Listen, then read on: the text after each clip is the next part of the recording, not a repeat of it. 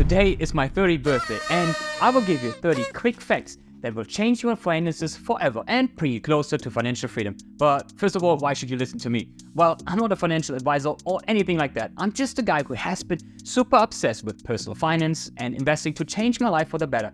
And I have been investing for myself now over 5 years and live financially free now in Brazil. So, number 1, inflation. Well, we all know about inflation. After the pandemic, it was in all news. And we know inflation is eating up your money. So we have to be aware that our purchasing power is getting less and less every year. And that's why all these food prices are now super expensive. Are you unhappy with your salary? Well, the truth is, it's your fault because you negotiated this contract. So if you want a pay rise, you need to ask for it and get better in negotiation. Number 3, it is essential to have 3 till 6 months of monthly expenses because you never know what's happened. Tomorrow you could be sick or lose your job. So having up to 6 months of savings can help you to stay sane in those stressful situations. Number 4, lifestyle inflation. It's like the cousin of inflation. It's more the silent and creepy inflation. And it's your fault because we tend to buy more and more the more salary we have. And this brings me to number 5, a budget. In my opinion, a budget is totally underrated because it helps you to fight lifestyle inflation. Before that, I never thought I'm saving money. Why should I write down all my expenses? And it's such a hassle. But actually, it's not. If you have an app, just write everything down. It takes 5 seconds after every purchase and it helped me to stay below this lifestyle inflation. I got a higher salary, but my expenses stayed the same. And what did I do with all this money? Well, I invested it. If you're new to budgeting, you probably don't know where to start. So, a simple rule for most beginners is the 50-30-20 budget. It is not a set in stone rule. It is more a guideline to you. You should try to stay underneath the 50% of living expenses, such as rent, groceries, utilities, your car to get to work. 30% you can use on your own to use for your lifestyle, such as going out, going on vacation, all these things. And the last 20% you should use for your savings and investing. If you don't hit these numbers in the beginning, that's not a problem. But through the budget, you can see which things are not essential. Try to cut them. Pay yourself first.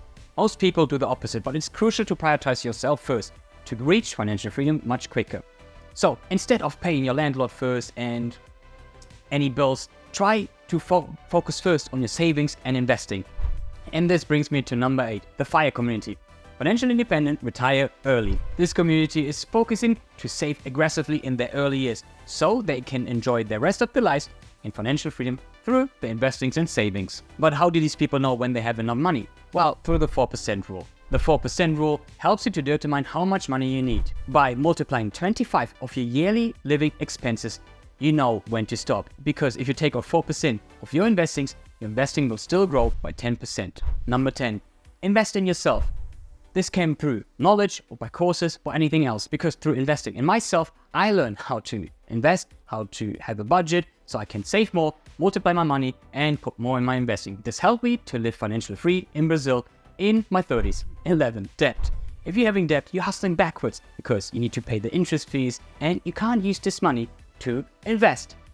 And this brings me to our next big chunk, investing. Investing isn't trading. When I first stumbled upon the stock market, I learned first about trading. I didn't know the difference. Trading is more focused on the short term, while investing is more for the long term. Trading can be very risky and it's very speculative. And it's really hard to master this skill. It takes ages. So, if you're first on the stock market, please do not try trading. Most people who start investing, they want the money quick because the internet. But that's not like this. Long-term investing means over 20 or 30 years. And this brings me to the compound effect. Albert Einstein said the compound effect is the 8th wonder of the world. Because after years, the money is going to start working for you because you get interest, all your interest. And this brings me to investing early. I wish I've seen this video as soon as I started working. Because the sooner you start investing, the less money you need to reach your goal. Time in the market beats timing the market. There has been a study on Reddit which shows the 3 different timing methods. One person who invests monthly, a person who invests at the perfect time right after every crash, and the person with the worst luck who invests at the highest position right before the crash. And it showed that timing in the market does not beat time in the market. The person who invested every month beat the person with the perfect timing. And this brings me to dollar cost average. You take every month the same sum and invest it in the stock market. Doesn't matter if it's going up or down, you invest it monthly. This takes out FOMO and this takes out the risk as well. And to make it even easier, automate your investing. This is not just helping you with dollar cost averaging. No, it's also helping you to invest consistently, because if you invest it right before you get your paycheck, you won't miss this money. But if you try to invest it after every end of the month when you paid all your bills, it's going to be harder to invest this money consistently. And this brings me to beating the market. When you started investing, you're probably like me and all my friends. We all think we are so smart, we can outsmart the market. But truth is, we all lost money. And truth is, 90% of all investors, unprofessional and professional from Wall Street, fail to beat the market. Instead, I would advise you to invest in low-cost ETFs. ETFs is like a big basket with lots of stocks in it. So first of all, you don't need to choose the stocks. And second, low cost is very important. There are many mutual funds out there as another basket put together by so-called mutual fund managers, but they're very high in costs. The low-cost ETF I'm investing in has an expense ratio of 0.03%. That means for every $100, I'm paying 3 cents. Not a bad deal, right? And this brings me to 21, high fees. If you're paying high fees, it's hindering your early retirement.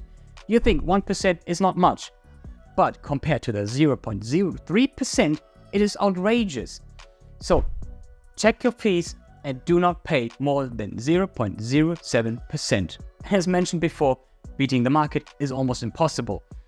And investing in low-cost ETFs is a very smart move. And that's why I invest in index funds, because index funds usually outperform the general investors. My favorite example is number 23, the S&P 500. The S&P 500 has a return of 10% and it's the benchmark for all the professional investors out there. So instead of trying to outsmart the market, why not swimming with the wave of the market and invest in the S&P 500? For example, the ETFs like the VOO from Vanguard, my favorite one, which is an expense ratio of 0.03%. But just be aware, past performance is not set in stone. It can mean next year, maybe the S&P 500 stops having an average return of 10%. Maybe it's going to have 8%. Maybe we are lucky and we're having 12% for the next 20 years. It's not an indicator for the future though. Diversification. You're going to hear this term a lot when you start investing. It is crucial to not put all your eggs into one basket. Try to spread it. This is going to minimize your risk. Also, the top 5 stocks of today won't be the top 5 stocks in 20 years. If you look back, the top 5 stocks have been changing all the time. The rule of 72. The rule of 72 helps you to determine how much it's going to take you to double your money. For example, if you invest the S&P 500, like me, it's going to take you 7.2 years to double your money. 27. Financial advisors. I'm not the biggest fan of financial advisors. Usually they have very high hidden fees. As I said, 1% doesn't seem a lot on paper, but in practice, it's going to cost you early retirement. And as I told you, most people don't beat the market. So just do it like me, invest in low-cost index funds and swim with the wave. 28. Bear market. Stocks and the stock market are not always going up. There comes bear market, which is probably a drop of 20%. They occur every 3 or 5 years. Don't be afraid, it's natural. And most people make the most money in bear market because they're not afraid and they keep investing. 401ks. This is more for my American friends. If your employer is offering a 401k match, take it. It's like free money. For example, if he's going to give you 7% and you put 7% in, he's giving you 7% for free. And it happened all before your taxes. And this brings me to the last point, the Roth IRA. This is going to help you to take your money into a tax-free growth account. Your investments won't be taxed when you take it out. And I hope you learned at least the most important fact, which was investing was the biggest game changer in my life. Watch this video next, because here I show you how I beat 90% of all investors with the simplest approach. See you there, investor.